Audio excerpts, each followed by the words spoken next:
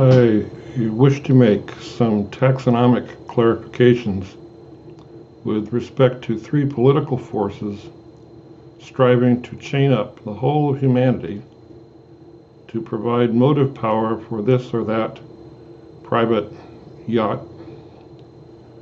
cross-out galley. Call these political forces globalists.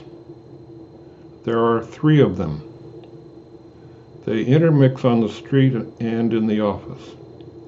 However, taxonomically, they are different and distinct because not only their appearance, but more importantly, their impulses, desired end states, and entourages are identifiably unique.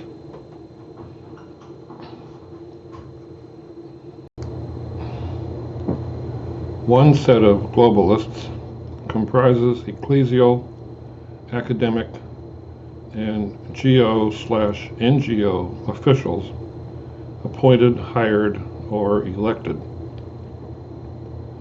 Euro-American socialists, aka deep administrative state minions, belong to this set of globalists. They want the globalist galley rowing in the direction and at the speed they alone specify. Demonic clergy, teachers, and lawyers, along with common street criminals, volunteer to serve among this set of globalists.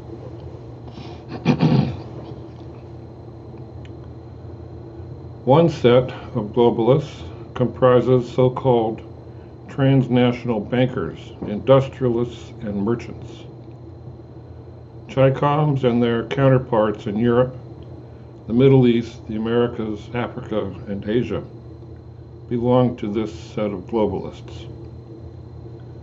They want the globalist galley rowing in the direction and at the speed they alone specify. Corporation officers, to include lawyers, and cheats volunteer to serve among this set of globalists. One set of globalists comprises Muslims in general and Salafi Shiite jihadis in particular. Their mullahs command this set of globalists. They want the globalist galley rowing in the direction and at the speed they alone specify. Misogynists, doubters, and sadists volunteer to serve among this set of globalists.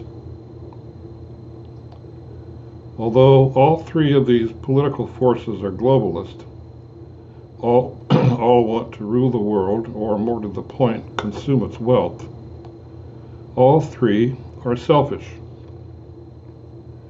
Each has in mind who is to command humanity's wealth, and it is not either of the other two.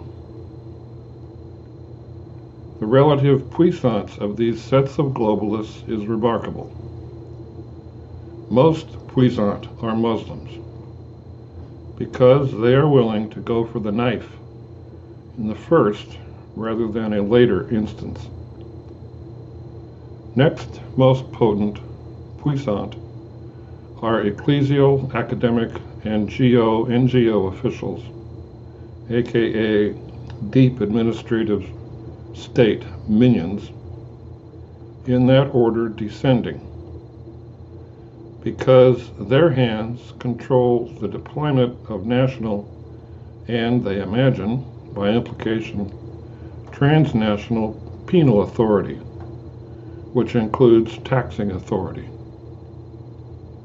Aside, ecclesial, academic, and NGO officials, GO/NGO officials, have yet to surmount the fact, which they know they face, that nation-based penal authority does not migrate to transnational penal authority, and that it cannot make that leap. Least puissant are so-called transnational bankers, industrialists, and merchants. While their imaginations savor the whole of humanity, jumping to their alternating inducements and demands, they are obliged to spend time, money, and energy keeping at bay mullahs as well as ecclesial, academic, and NGO officials. Current leading candidates for Democratic Party nomination to POTUS illustrate the foregoing taxonomy. Bernie Sanders and Michael Bloomberg, significantly both ethnic Jews, are globalists, but not for the same forces, not with the same impulses, and not for the same end states. Sanders represents ecclesial, academic, and NGO officials. Bloomberg represents so-called transnational bankers, industrialists, and merchants. Rhino members of the DR Uniparty are lining up behind Sanders, showing that their impulses are those of ecclesial, academic, and NGO officials, rather than those of transnational bankers, industrialists, and merchants. However, the Democratic Party as a whole is in thrall to mullahs through their four-female gang of freshman representatives.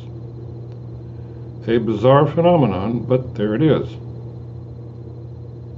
Thus, the actual globalism of the DR Uniparty is Muslim and Shiite, Salafi Shiite jihadi specifically.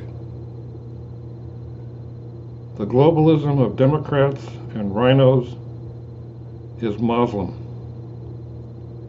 Who the mullahs want, the DR Uniparty will choose for their Democratic Party nominee to POTUS. In case said nominee is not elected POTUS, the DR Uniparty will announce or attempt to announce simultaneously from DOJ and CIA that U.S. constitutional government has been removed and replaced by nameless but mullah-approved intelligence, foreign policy establishment operators negotiating their jurisdictions, which shall be immune to scrutiny and criticism.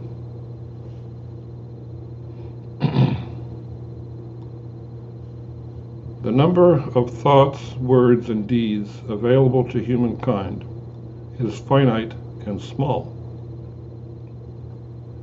A human being can feel, think, or do only a few things.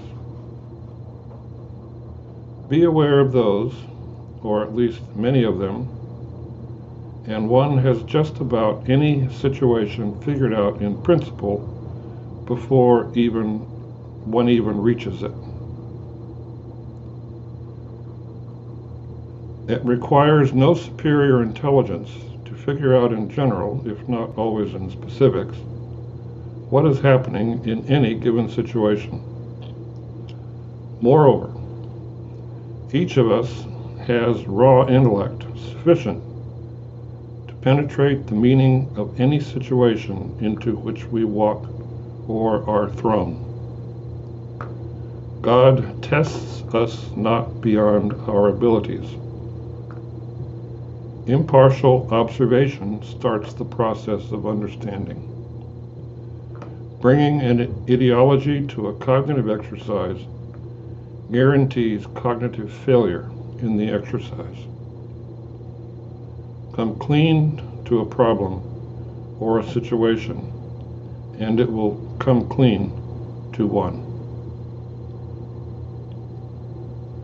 Mental, moral, spiritual cleanliness is the Prius of real intelligence, not computing power, and certainly not so-called big data.